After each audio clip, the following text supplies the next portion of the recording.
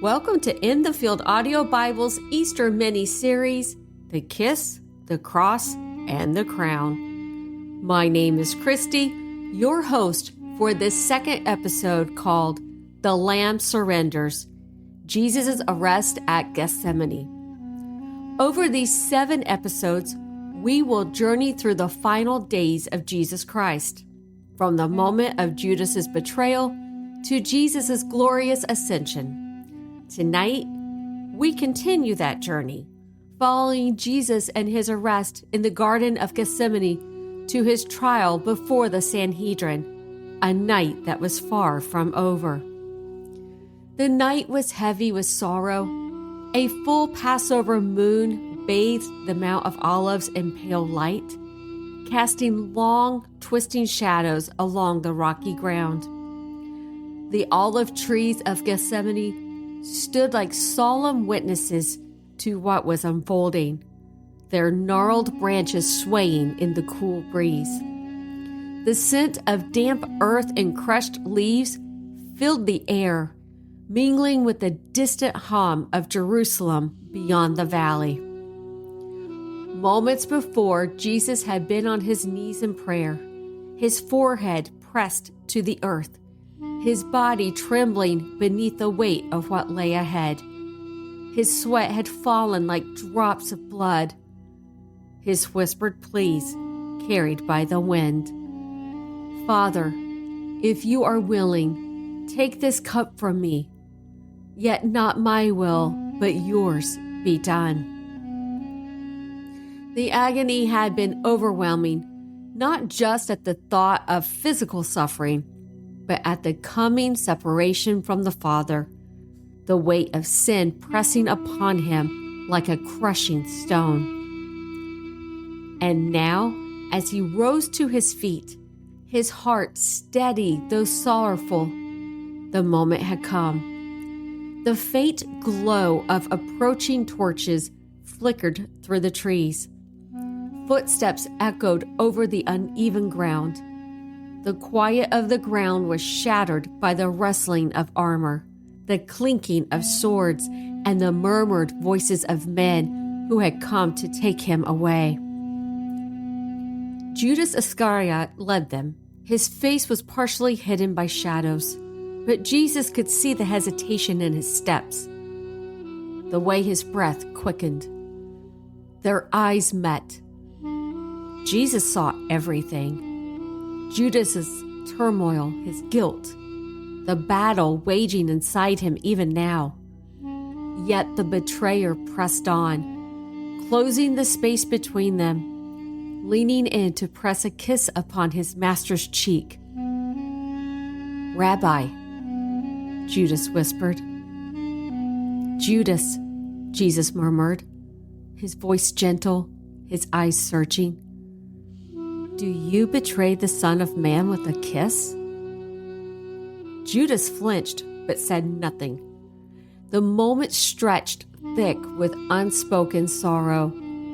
Then the soldiers moved in. The Roman centurion, a battle-hardened man, stepped forward, his expression unreadable.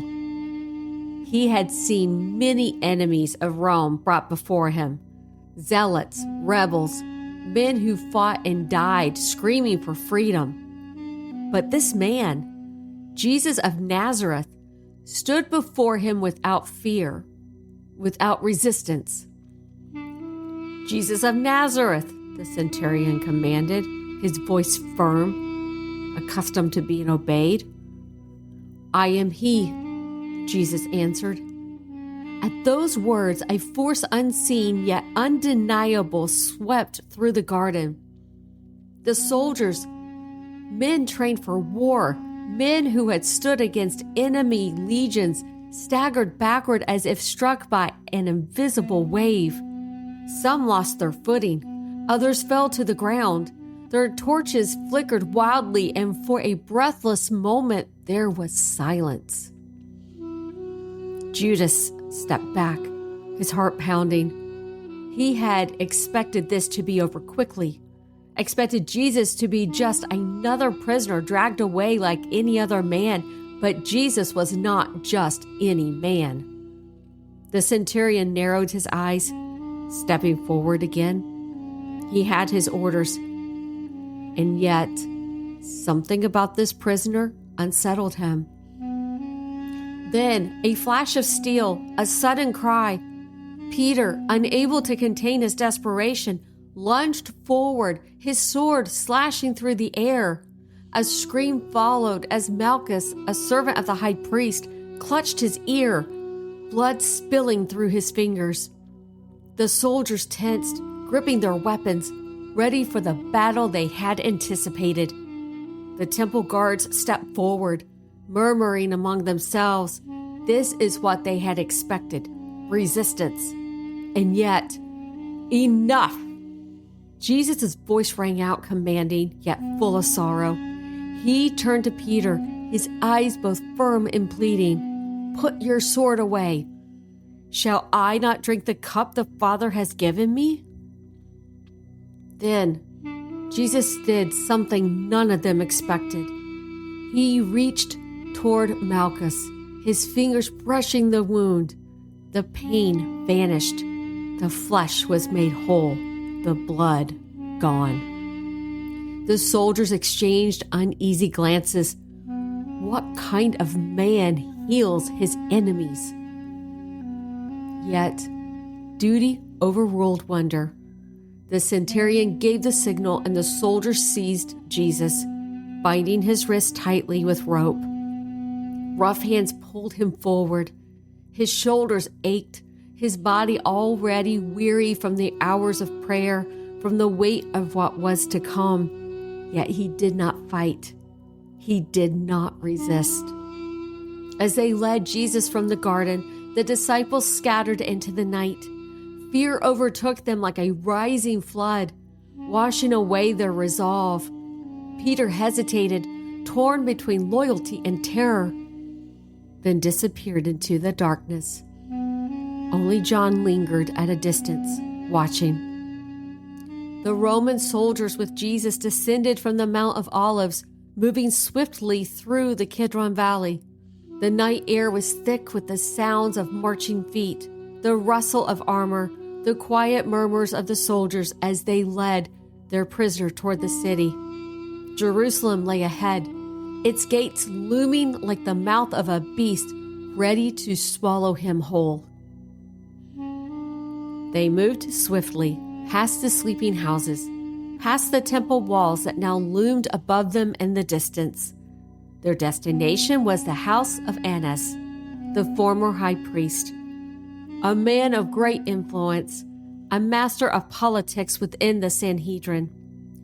Though no longer the official high priest, Annas still held power, his voice carrying weight among the religious elite. This was where Jesus' trial would begin. As they approached, the heavy wooden gates creaked open, revealing a courtyard bathed in torchlight. Temple guards stood at the ready, their faces shadowed beneath their helmets. Servants moved about, whispering to one another, eyes wide with curiosity. A fire crackled in the center of the courtyard, its warmth drawing in those who waited. Peter had followed at a distance, his breath shallow, his heartbeat pounding in his ears. He lingered in the shadows, his body tense. His master, his friend, was inside, standing before the men who despised him. Inside the chamber, Annas sat in the place of authority, his robe draped around him. His sharp eyes studied Jesus as he was brought forward.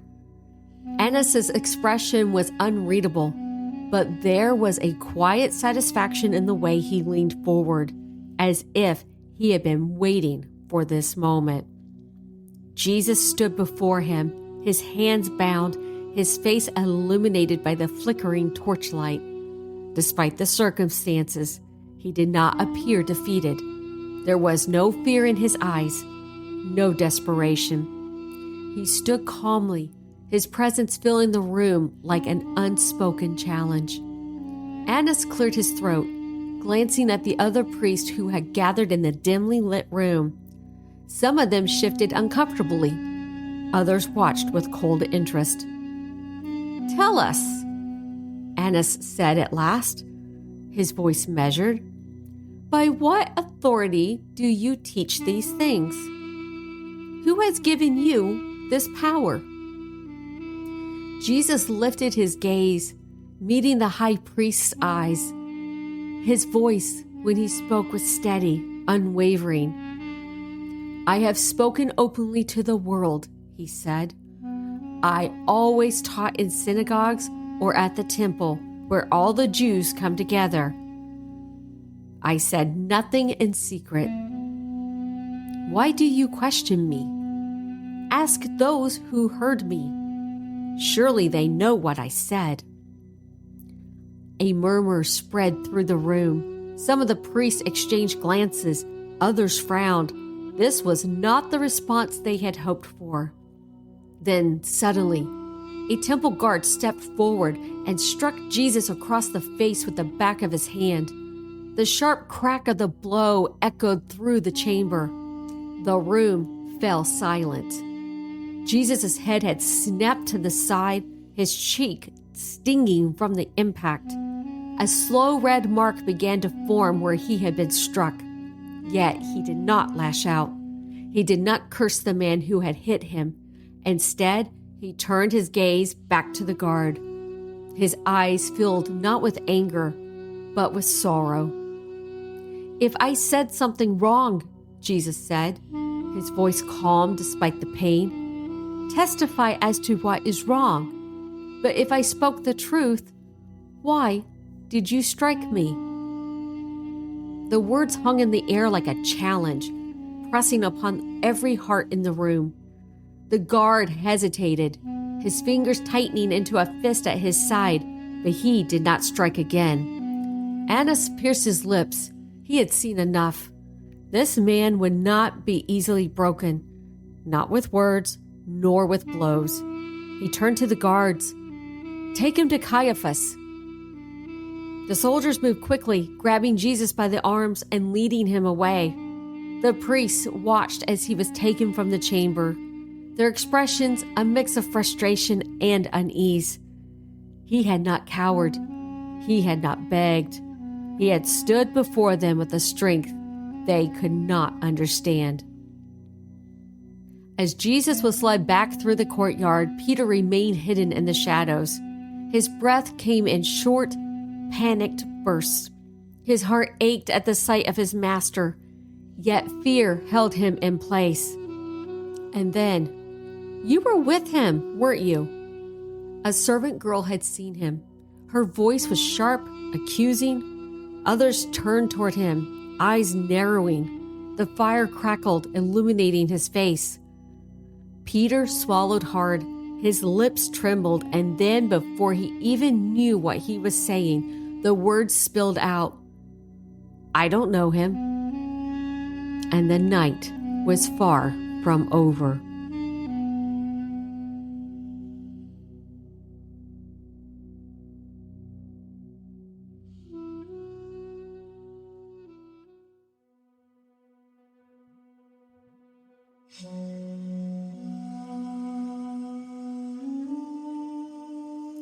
The room is thick with the weight of memory, the flickering oil lamp casting shifting shadows against the walls.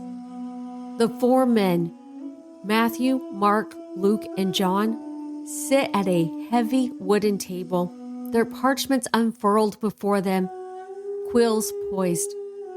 The air smells of ink, old parchment, and burning oil.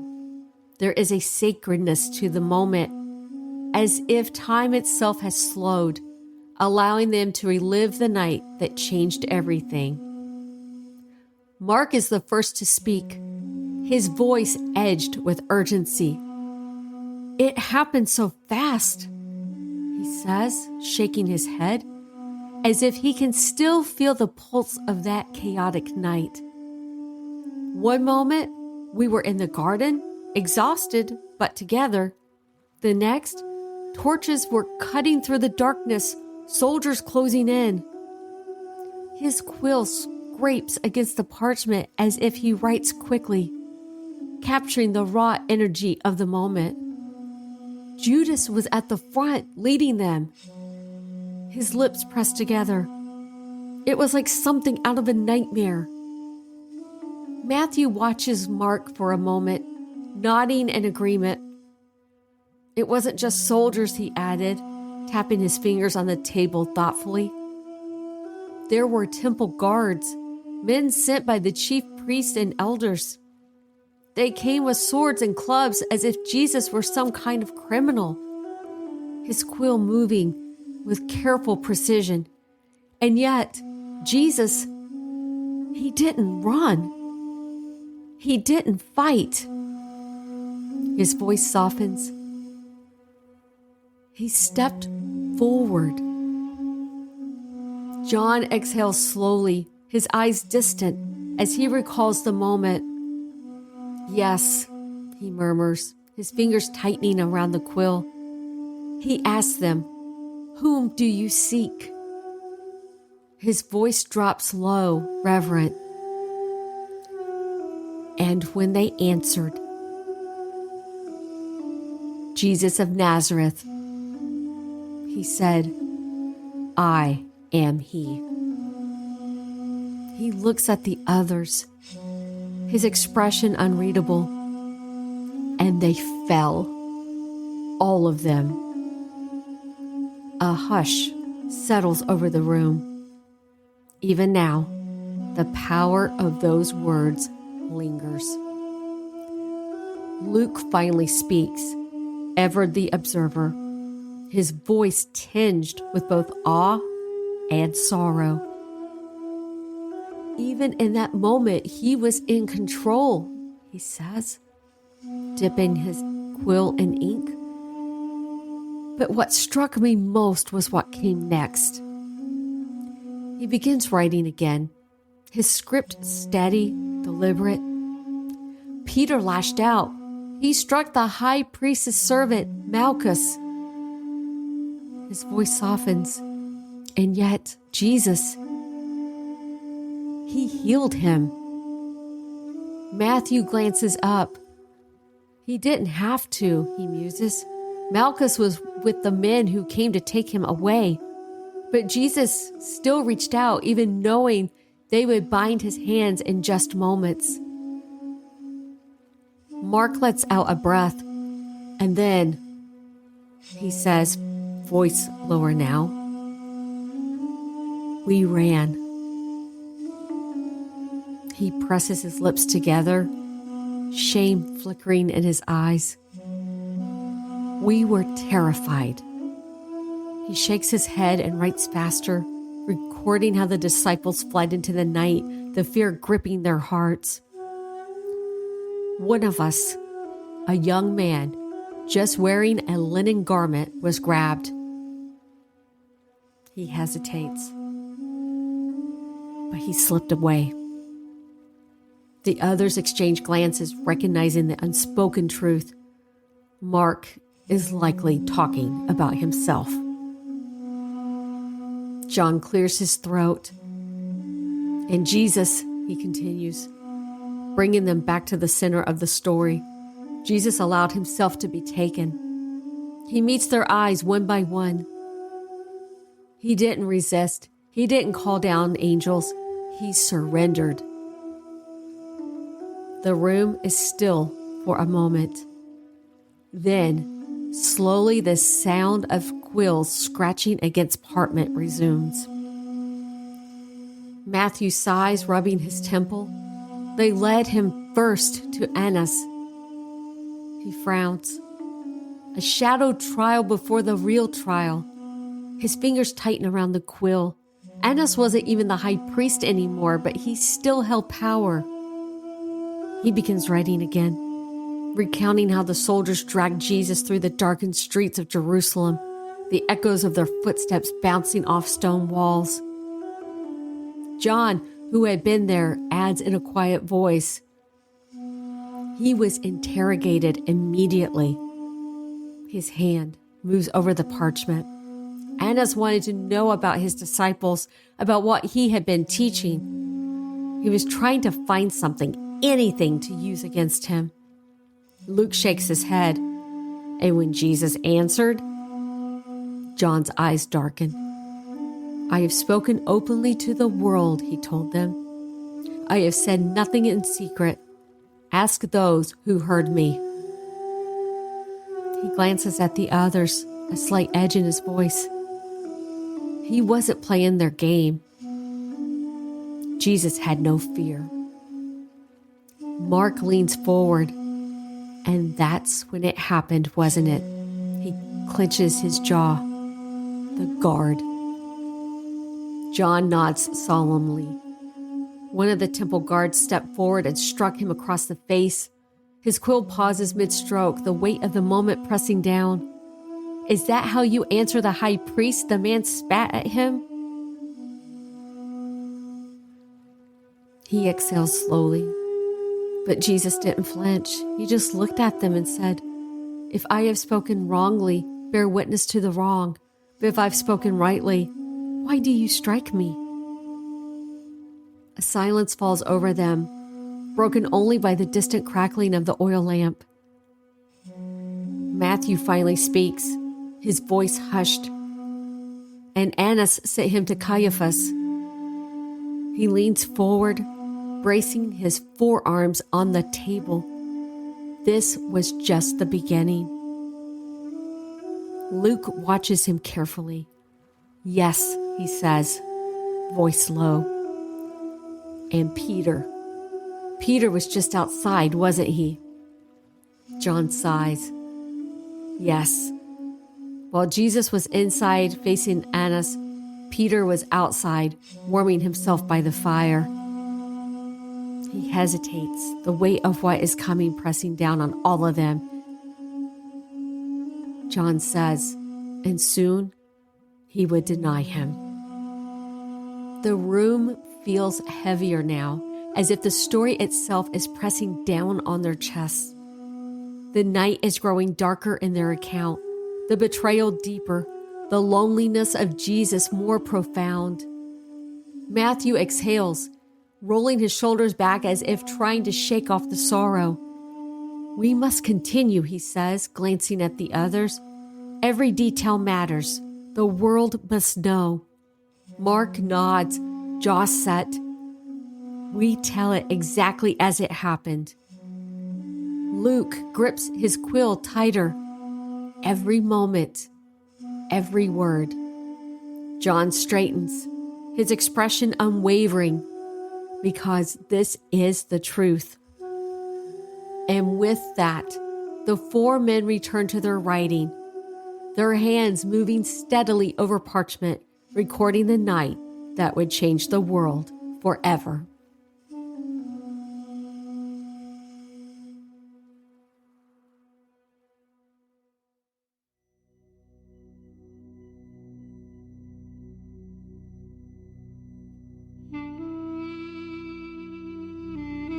And so, the night deepens. The torches flicker as Jesus is led away, his hands bound, his fate seemingly sealed. The disciples scatter into the shadows, their hearts pounding with fear, their minds reeling at what has just unfolded. Judas disappears into the darkness, the weight of his betrayal pressing down on him like a crushing stone. Peter lingers near the fire, battling his own storm of emotions, teetering on the edge of a choice he will regret. And the soldiers? They march forward, unaware that the man they are dragging through the streets of Jerusalem is walking toward his destiny, not theirs. Now, dear listener, where do you stand in this story? Are you Judas, walking alongside Jesus, yet holding a heart divided? Have you at times chosen self-interest over faith, only to find that 30 pieces of silver, whatever they may represent in your life, could never outweigh the burden of a guilty conscience? Judas's mistake was not just the betrayal, It was believing that his failure was beyond redemption. But hear this, no one is beyond redemption except the one who refuses to seek it. Are you Peter? So certain of your strength, so bold in your declarations, yet discovering that when the fire burns hot and the accusations rise, fear can make even the strongest waver? Peter's greatest failure was not his denial, it was forgetting, in that moment, who Jesus truly was. Yet Peter was restored, and so can we, no matter how many times fear has made us fall. Or are you like Matthew, Mark, Luke, and John, called to tell the story? Perhaps you have walked through seasons where you didn't fully understand what God was doing, but now, looking back, you see His hand at work. Maybe you too have a testimony of pain, of redemption, of surrender. What story will you tell with your life? And then there is Jesus, the Lamb who surrendered, the King who did not fight back, the Savior who knelt in the garden and said, "Not my will, but yours be done." In a world that teaches us to assert our own will, Jesus teaches us the power of surrender, to trust that even when the road ahead looks like suffering, God's plan is never one of defeat. So what can we take away from this moment in history? We learn that betrayal doesn't have to define us, that fear doesn't have to control us, that our failures don't have to be our end. That surrender to God's plan, no matter how painful, always leads to something greater than we can see in the moment. As you step back into your own life, ask yourself, where is God calling you to trust Him more? Where is He asking you to lay down your sword and surrender? Where is He giving you a story to tell?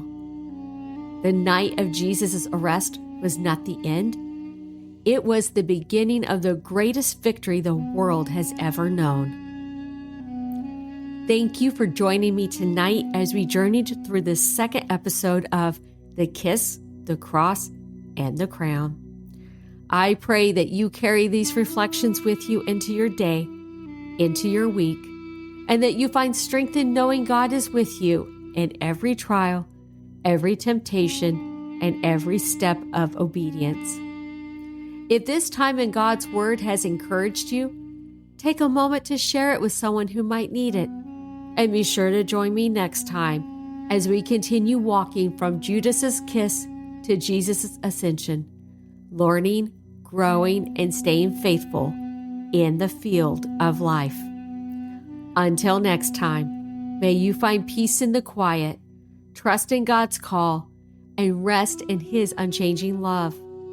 This is In the Field Audio Bible, where we listen to the Bible one chapter at a time.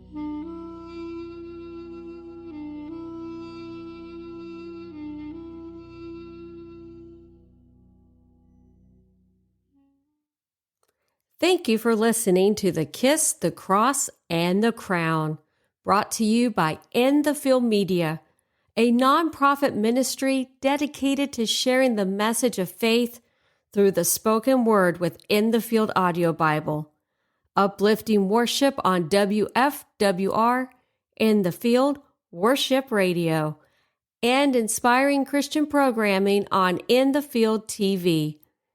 If this mini-series has blessed you, we invite you to support future series with a tax-deductible donation at inthefieldAudiobible.com/donate. Every contribution goes directly to this digital ministry, helping spread the gospel to hearts around the world. From all of us at In the Field Media, thank you for being a part of this journey. May God's grace and peace be with you always.